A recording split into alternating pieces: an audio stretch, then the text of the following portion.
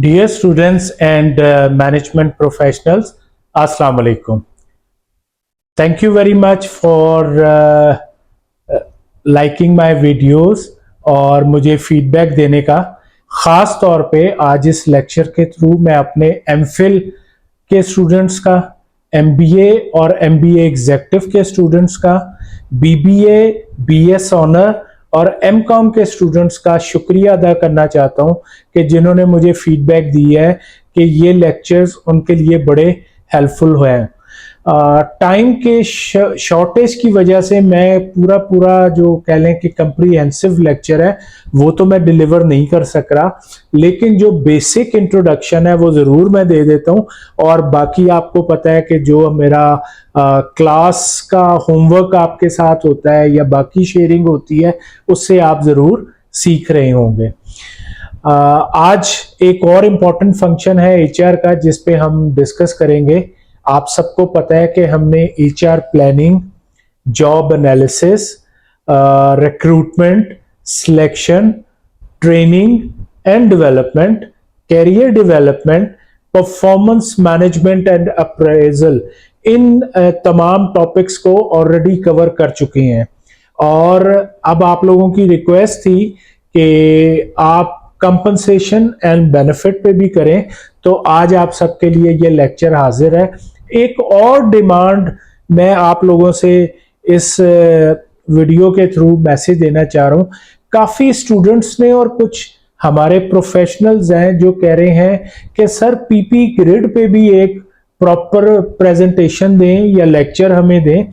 तो यस, वो भी पाइपलाइन में है और इंशाल्लाह बहुत जल्द आप देखेंगे कि पीपी ग्रिड पे एक मेरी फुल लेक्चर जो है वो आप सबसे शेयर होगा। तो बस थोड़ा सा जो हमारा चल रहा है सिलसिला उसमें वो अपने टाइमलाइन पे आएगी, तो डेफिनेटली आप उसको भी देखेंगे। अच्छा जी, आज हम बात कर रहे हैं कंपनसेशन एंड बेनिफिट की। क्या कंपनसेशन और बेनिफिट का कोई और नाम भी है? तो जी बिल्कुल है। आजकल के जो लेटेस्ट वर्ल्ड में या एचआर की फील्ड में कंपनसेशन बेनिफिट को रिवार्ड मैनेजमेंट भी कहा जाता है। और कंपनसेशन एंड बेनिफिट का जो एब्रीवेशन लोग यूज करते हैं, एचआर के लोग खासकर, दैट इज कॉल्ड सीएनबी। मसलन आप अक्सर सुनेंगे कि यार मुझे सीएनबी का मैनेजर चाहिए, तो वो सेम है, कंपनसेशन एंड बेनिफिट। लेकिन जो है, जैसा कि मैंने कहा कि डेवलपमेंट होती रहती है, नई से नई एजुकेशन की टर्मिनोलॉजीज आ रही हैं, तो आजकल आपको ये कहा जाएगा कि मुझे रिवार्ड मैनेजमेंट का इंडिविजुअल चाहिए या प्रोफेशनल चाहिए। तो इट्स द सेम थिंग, घबराने की कोई जरूरत नहीं है। एक और चीज कि कंपनसेशन एंड बेनिफिट किसके थ्रू होती है? सवाल गौर से सुनिएगा। कंपनसेशन एंड बेनिफिट किसके थ्रू होती है? पुराने अगर आप ऑर्गेनाइजेशन में चले जाएं तो फाइनेंस या अकाउंट्स डिपार्टमेंट जो थे वो इसके कस्टोडियन थे और वो काम करते थे। लेकिन जब से एचआर की फील्ड डेवलप हुई है और पाकिस्तान में भी ऑलरेडी काम कर रहे हैं, तो आप अगर मल्टीनेशनल्स में जाएंगे, अच्छी ऑर्गेनाइजेशन में जाएंगे, तो ये फंक्शन अब एचआर के लोग परफॉर्म करते हैं। और हर एक एचआर की टीम में एक मैनेजर होता है जिसको रिवार्ड मैनेजर या कंपनसेशन एंड बेनिफिट मैनेजर का नाम देते हैं। तो ये सब आपने जरूर याद रखना है। अब मैं आपको शुरू में बताता हूं कि ये कंपनसेशन या एम्प्लॉय कंपनसेशन होती क्या है, क्या मतलब लेते हैं हम। तो एक छोटी सी बुकिश नॉलेज है या डेफिनेशन है जो मैं आपसे शेयर करता हूं। अदरवाइज आप गूगल पे जाएंगे या अपनी कोर्स की जितनी बुक्स पढ़ेंगे तो वहां आपको बेशुमार डेफिनेशंस मिलेंगी। लेकिन मेरे सब स्टूडेंट्स ये जानते हैं कि मेरी कोशिश होती है कि मैं स्टूडेंट्स को वो सब बताऊं जो कि इस वक्त पाकिस्तानी मार्केट में हो रहा है या जिसकी डिमांड है। और बाकी चीजें तो आप कहीं से भी कोई भी लेक्चर लेके डिस्टेंस लर्निंग पे वो याद करके पेपर पास ऑन कर सकती हैं। लेकिन मार्केट की इंफॉर्मेशन या जो इस वक्त डिमांड है वो मुझे ही पता है और मैं ही आपसे शेयर कर सकूंगा। या मेरी तरह के जो बेशुमार प्रोफेशनल अवेलेबल है वो आपको कम्युनिकेट करेंगे। अच्छा जी, एम्प्लॉय कंपनसेशन की एक डेफिनेशन है, ये सिंपल है, कोई मैंने बहुत ज्यादा इसको जो है हार्ड नहीं रखा। All forms of payment or rewards going to employ because of their employment are called employ compensation. अगर मैं उर्दू या हिंदी में आपको इसको ट्रांसलेट करूं तो किसी किस्म के भी जो पेमेंट होती है जो कि एम्प्लॉइज को दी जाती है in term of their services to an organisation, तो उसको हम कंपनसेशन कहते हैं। अच्छा, यहां आपने डिफरेंस अंडरस्टैंड करना है कि एक साहब है मिस्टर ए, वो अपनी कंपनी में काम कर रहे हैं और वो कंपनी उनको जो है वो क्या पे कर रही है, सैलरी पे कर रही है, तो that is called an organisation. लेकिन अगर आप किसी ऐसी ऑर्गेनाइजेशन में हैं कि जो आपको वो सैलरी तो नहीं दे रही है लेकिन कोई ऑनरेरियम दे रही है या सोशल काज फुलफिल करने पे आपको अप्रिसिएशन दे रही है, तो that doesn't come under the salary. यानी आप मेरा मतलब समझ गए होंगे कि कुछ ऐसे काम होते हैं जिनको हम सोशल कॉज कहते हैं, तो अगर वो आप करेंगे तो डेफिनेटली वो जो है इसके अंडर नहीं फॉल करेंगे। अच्छा जी, कंपनसेशन कितने किस्म की होती है, बेशुमार डिटेल्स आपके पास आएंगी, लेकिन इस लेक्चर के थ्रू आसानी से मैं कह सकता हूं there are two types of compensation, direct compensation and indirect compensation. अब डायरेक्ट कंपनसेशन क्या होती है? जैसा कि मैंने आपको कहा कि जब आप किसी भी कंपनी में काम करते हैं और अगेंस्ट योर सर्विसेज आपको जो भी पेमेंट मिलती है दैट इज कॉल्ड सैलरी, तो ये डायरेक्ट कंपनसेशन है जो कि आपको मिल रही है। डायरेक्ट कंपनसेशन में क्या सैलरी के अलावा भी कुछ चीजें होती हैं? तो जी हां, सर्टेन इंसेंटिव्स होते हैं। अब इंसेंटिव्स जो है, कोई एग्जांपल अगर मैं दे दूं कि ताकि आपको आसानी रहे, तो मैं कह सकता हूं कमीशन और बोनसेस, ये दोनों जो हैं डायरेक्ट कंपनसेशन में आएंगे। अब हमने समझना है कि मैंने ये कमीशन या बोनस ही क्यों किया, क्योंकि जो अगर हम इंसेंटिव्स में आए तो इंसेंटिव्स की फर्दर क्लासिफिकेशन टू टाइप्स है। One is called individual incentive and the second one is called group या ऑर्गेनाइजेशनल लेवल पे इंसेंटिव। तो अगर आप जाते हैं मिसाल के तौर पे आपकी परफॉर्मेंस बहुत अच्छी है और आपको इनाम दिया जाता है, तो वो आपकी इंडिविजुअल परफॉर्मेंस आई। लेकिन अगर हम कहते हैं कि ओवरऑल कंपनी ने बहुत अच्छा परफॉर्म किया या किसी भी डिपार्टमेंट ने बहुत अच्छा काम किया, तो वो जो आपको इंसेंटिव मिलता है दैट इज कॉल्ड ग्रुप या ऑर्गेनाइजेशनल इंसेंटिव। इसके अलावा मैंने बात की कमीशन की, तो कमीशन का लफ्ज बड़ा कुछ लोगों ने शायद फर्स्ट टाइम सुना हो, लेकिन वो लोग जो सेल्स ओरिएंटेड कंपनीज में काम करती हैं उन्हें पता होगा कि ये कमीशन क्या होता है। नॉर्मली देखा यह गया है कि सेल के लोगों को मोटिवेट करने के लिए, जॉब सेटिस्फेक्शन को इनहांस करने के लिए और उनको एनर्जेटिक रखने के लिए क्या किया जाता है कि उनको एक तो salary plus additional incentives offer किए जाते हैं। इससे क्या होता है कि जब उनको कोई भी इंसेंटिव कमीशन की सूरत में मिलता है तो वो और ज्यादा मोटिवेट होते हैं और वो एफर्ट्स करते हैं कि वो ज्यादा से ज्यादा सेल करें। क्यों? क्योंकि एक तो फिक्स सैलरी मिल रही है प्लस जो एडिशनल कमीशन है वो एडिशनल एफर्ट्स उनकी जो है वो ट्रांसफॉर्म हो रही हैं इन टर्म ऑफ मनी और वो उनको बेनिफिट मिल रहा है। आई एम श्योर आपको ये डायरेक्ट कंपनसेशन और ये समझ आ गई होगी, सैलरी और जो दो मेन इंसेंटिव्स मैंने आपसे शेयर किए हैं, बोनसेस इंडिविजुअल भी हो सकता है, ग्रुप का भी हो सकता है, और दूसरा जो कमीशन बेस है जो मोस्टली सेल ओरिएंटेड कंपनी में होता है। अब एक बात होती है, आगे हम चलते हैं कि इनडायरेक्ट कंपनसेशन क्या हो सकती है या किसको हम कहते हैं।